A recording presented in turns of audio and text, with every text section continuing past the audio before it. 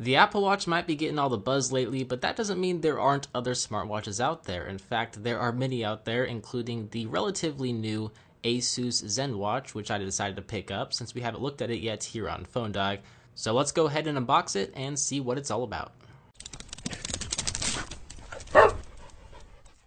Hey, what is up, Phone Dogs? BoHD here, and the ASUS ZenWatch is an Android Wear device, but what makes it so special is its affordable, or relatively affordable, $200 price tag, which is almost half the price of the base model Apple Watch, which is expected to come out here pretty soon. Now, the ZenWatch does feature a 1.63-inch AMOLED display with a 300 by 320 resolution. It also has an IP55 water-resistant rating. It's being powered by a Snapdragon 400 processor clocked at 1.2 GHz, and it does have a 9-axis sensor as well as a biosensor. So it doesn't have quite all of the bells and whistles as, say, the Moto 360, like an ambient light sensor or dual microphones, but it does have a heart rate monitor built into the bezels, and it also does cost less. So upon opening the box, we will find the ASUS ZenWatch sitting right on top, looking pretty darn fancy with its brown leather strap. There's a 5-pin charging cradle underneath of here, which sits directly on the back of the ZenWatch, so it's not quite wireless charging, which kind of sucks, but it's probably the next best thing.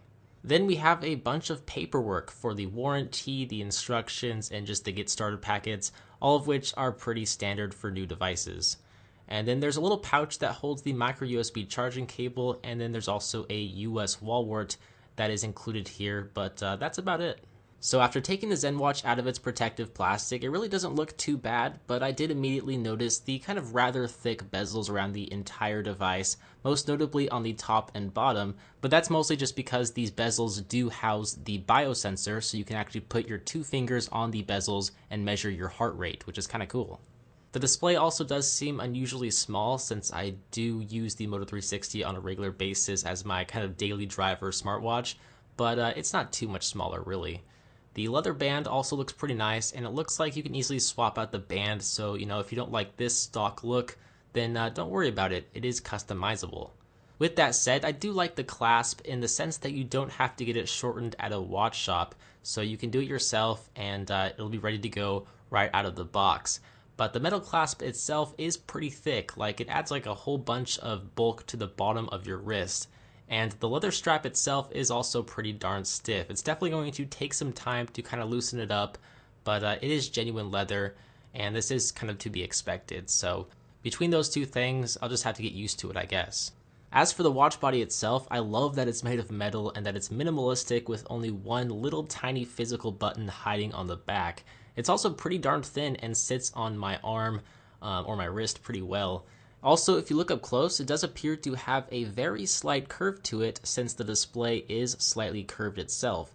I just wish it had an ambient light sensor so I don't have to manually adjust the display brightness when I'm outside. The software is Android Wear, which is no real surprise at all, and it's a very simple OS that is comprised of cards, which Google kind of forces you to take a tour of every time you set up an Android Wear device, which I thought was kind of annoying since I kind of know how it works, but I do understand it since wearables are pretty new. The first thing I did check when I got past the setup was to see what version of Android it was running, and it was Android 4.4 initially out of the box. But I did update it to the most recent version of Android 5.0 Lollipop, which allows you to do a couple different things. You can change the priority of notifications, you can enable theater mode, enable sunlight mode, and then access these settings more easily with the slide down notification panel. There is also a pretty good selection of watch faces pre-installed on here, and you can use the ZenWatch Manager app to customize your watch faces, so that is good to see. But overall, the ASUS ZenWatch is $200, making it one of the least expensive new Android Wear watches on the market.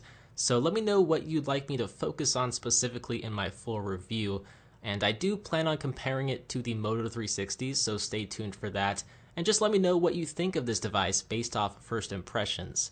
With that said, I'm BoHD. I hope you guys enjoyed this video. Thank you for watching, and I will see you very soon in the next one. See ya!